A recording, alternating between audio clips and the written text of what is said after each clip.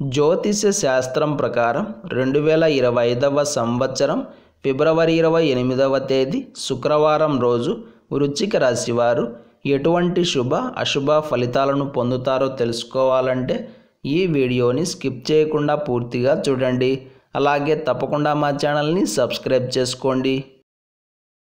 ఈ ఫిబ్రవరి 28వ తేదీ శుక్రవారం రోజు వృశ్చిక రాశి వారు ఏకకాలంలో ఎక్కువ పనులు చేయాల్సి వస్తుంది. ఒకటా రెండా ఏకంగా బోలెడన్ని పనులు ఒకేసారి నెత్తి మీద పడతాయి. ఈ అన్ని పనులను చేయలేక బుర్రను బద్దలు కొట్టుకోవాల్సి వస్తుంది. నిజంగా చెప్పాలంటే ఇది మీకు ఒక రకంగా గుడ్ న్యూస్నే అవుతుంది. పని మీద పని చేయడం వలన మీరు చేసే వర్క్లో మెలకువలు తెలుస్తాయి. శారీరకంగా మరియు మానసికంగా కూడా బాగా స్ట్రాంగ్ అవుతారు. ఒకవేళ నీరసపడిపోయే పరిస్థితులు వచ్చినా కూడా ఎవరో ఒకరు మిమ్మల్ని దగ్గరుండి ఆదుకుంటారు, మీ బాగోగులను చూసుకుంటారు. అయితే ఈ రోజున మీపై చెడ్డవాళ్ళు అన్న ముద్రపడే అవకాశం ఉంది. మంచి చేసి చెడ్డవారయ్యే ఛాన్సులు ఎక్కువగా ఉన్నాయి.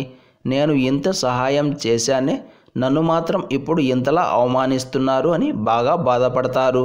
మీకు ఈ రోజున మరొక ముఖ్యమైన విషయం చెప్పాలి. ఈ రోజున మీకు పెట్టిన వస్తువులు పెట్టిన చోట కనిపించవు. దీనివలన మీరు కంగారు పడతారు. కానీ భవిష్యత్తులో ఏదో ఒక సమయంలో అవి తప్పకుండా తిరిగి మీకు దొరుకుతాయి. ఇందులో మాత్రం డౌట్ లేదు. ఈ రోజున వృశ్చిక రాశి వారికి ఏ పని కూడా అంత తేలికగా పూర్తి కాదు. ఇంకా స్పష్టంగా చెప్పాలంటే శ్రమ మీద సానుకూలపరుచుకోవాల్సి వస్తుంది.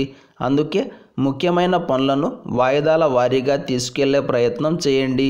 ఈరోజు వృశ్చిక రాశి వారు బూడిద రంగు దుస్తులను ధరించకండి. శ్రీ వెంకటేశ్వర కరావలంబ స్తోత్రాన్ని పారాయణం చేయండి.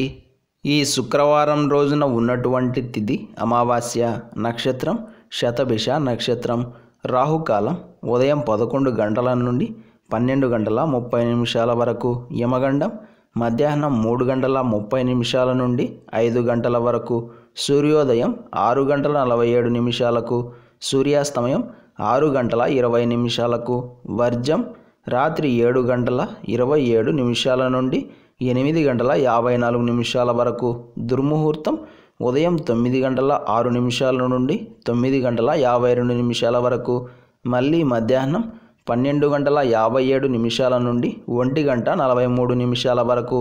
ఈ శుక్రవారం రోజు అమావాస్య వచ్చిన సందర్భంగా మనమంతా పితృదేవతలకు ప్రీతిగా పితృతర్పణాలు వదలాలి, నదీ స్నానం చేయాలి. అలాగే రుచికృతమైన పితృస్తోత్రాన్ని పారాయణం చేయండి.